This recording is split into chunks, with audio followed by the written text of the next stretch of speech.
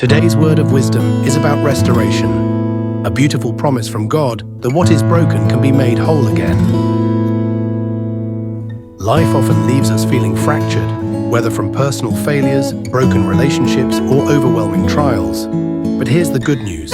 God's restoration isn't just about fixing what's broken. It's about transforming us into something even greater than before. What is biblical restoration? In Joel 2:25, God says, "I will restore to you the years that the locust has eaten." This isn't just about replacing what was lost. It's about receiving back more than we could imagine. Restoration in Scripture touches every part of our lives. Spiritually, reconciliation with God through faith, Psalm 51:12. Emotionally, healing from grief and despair, Isaiah 61:3. Relationally, rebuilding trust in broken relationships, Galatians 6:1. Physically, renewal of health and provision, Jeremiah 30:17. Eternally, the ultimate restoration when Christ makes all things new, Revelation 21:5. God as the master restorer. From Genesis to Revelation, we see God restoring his people. Through Jesus' life, death, and resurrection, he not only heals but transforms. Psalm 23:3 reminds us, "He restores my soul." This daily renewal gives us strength to face life's challenges with hope. How does God restore? 1. Spiritual renewal. He gives us a new heart and spirit, Ezekiel 36:26. 2. Emotional healing. He binds up the brokenhearted, Psalm 147:3. 3. Restored joy. He replaces sorrow with gladness, Psalm 51:12. 4. Renewed purpose. Even in failure, he calls us to his plans, Jeremiah 29:11. Or, what's our role in restoration? Seek him first. Jeremiah 29:13 says, "You will seek me and find me when you seek me with all your heart."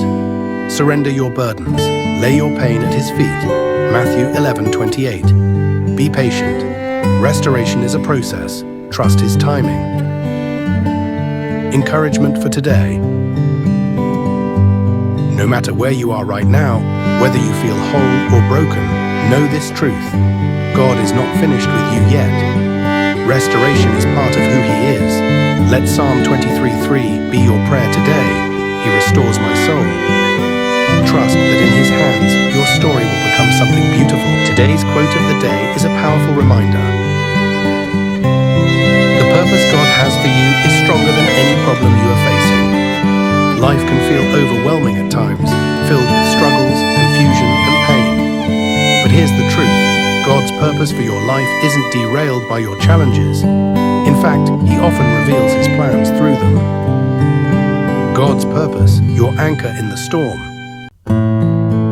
Jeremiah 29:11 reminds us, "For I know the plans I have for you, declares the Lord, plans to prosper you and not to harm you, plans to give you hope and a future." This doesn't mean life will be free from hardship.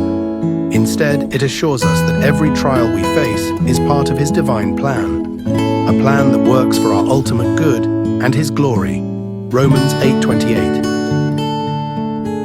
Finding strength in God's promises. When challenges arise, it's easy to feel weak or inadequate. But remember 2 Corinthians 12:9. "My grace is sufficient for you, for my power is made perfect in weakness." Your struggles are not signs of failure. They're opportunities for God's strength to shine through. Just like Joseph in Genesis, who endured betrayal and hardship before seeing God's greater plan unfold, your trials can lead to something extraordinary. As Joseph said in Genesis 50:20, "You intended to harm me, but God intended it for good." Practical steps to trust God's purpose. 1. Pray without ceasing. Pour out your heart to God and ask for clarity in your struggles. 2. Meditate on Scripture. Let verses like Jeremiah 29:11 remind you of his faithfulness. 3. Reflect on past victories. Remember how God has carried you through before. 4. Surrender control. Trust that he is working behind the scenes even when you can't see it. Encouragement for today. No matter what you're facing, illness, loss, financial strain, know this: God sees you. His purpose is greater than any problem, and His plans for you are always good. Ephesians 3:20. Take a moment today to reflect on this truth and ask yourself, how might my current struggles be shaping me for something greater?